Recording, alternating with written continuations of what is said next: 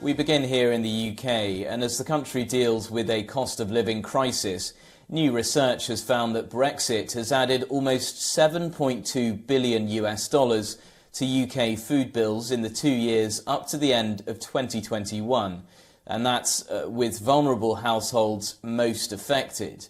The cost of food imported from the European Union after Brexit increased dramatically, and researchers from the London School of Economics say the cost of food imported from the European Union rose due to extra red tape, adding $254 to the average household's food bills over 2020 and 2021. Low-income families spend a larger share of their income on food, meaning the impact was even greater for them. This new research has been released as food price inflation in the UK hit a record high of 12.4% in November.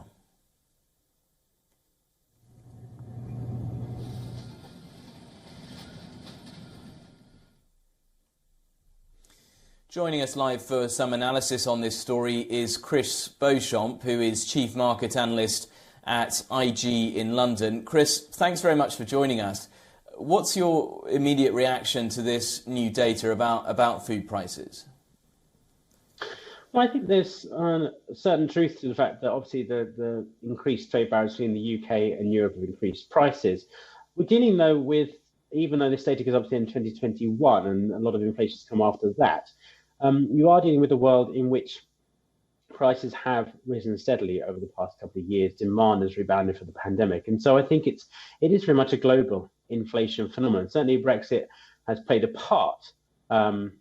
Maybe it's slightly overstated in that sense. The UK, of course, imports food from around the globe. So it perhaps overstates the case, I think, in the short term, that Brexit is solely responsible. But undoubtedly, and this is, I think, a feature of the UK economy in the future, is that those increased trade barriers mean that food prices, and indeed a host of other products that come from Europe, will be high in cost. Chris, obviously we had the COVID-19 crisis following pretty quickly after the UK officially left the European Union. Do you think we are only now really starting to see what the economic of Brexit is actually going to be?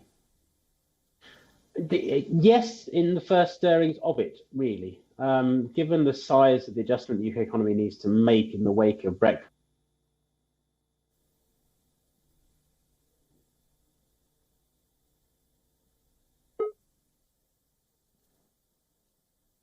on immigration and labour as well, in terms of what economy it wants to be. But undoubtedly, of course, that the increased trade barriers with its largest partner mean that the UK economy will look fundamentally different in the next decade or so. Perhaps it needs to rely more on domestic labour, which of course brings with it higher wage costs.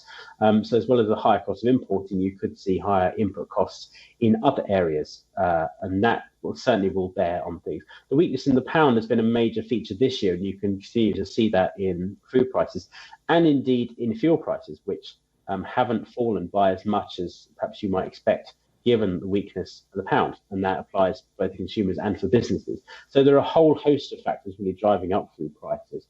I think it's just sort of the first stirrings of how the UK economy will have to adapt to a post-Brexit world.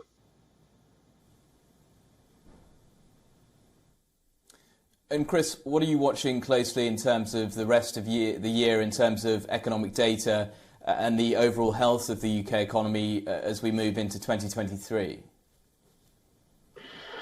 Well, there I think we're watching inflation, obviously. The numbers continue to be high, well above the Bank of England's target. We also want to see what the Bank of England is going to do in its meeting this month, expected to raise rates by another 50 basis points. And then also fundamentally how consumer spending and mortgage lending hold up as we move into what is expected to be a much more recessionary environment. We're not officially confirmed to be in a recession, although the Chancellor has said we are already, but we're certainly moving in that direction. And I think we're still in for a very gloomy winter, the UK economy, and that data, especially in terms of consumer spending, will be key in determining how bad it gets. Consumers face rising pressures in food and other products, and indeed in terms of rising borrowing costs and for mortgages, most importantly. So you can expect it to be a period of squeezed consumer spending. It's a vital part of the UK economy, and it will definitely be one to watch as a good barometer of how the health of the UK overall is in the short term.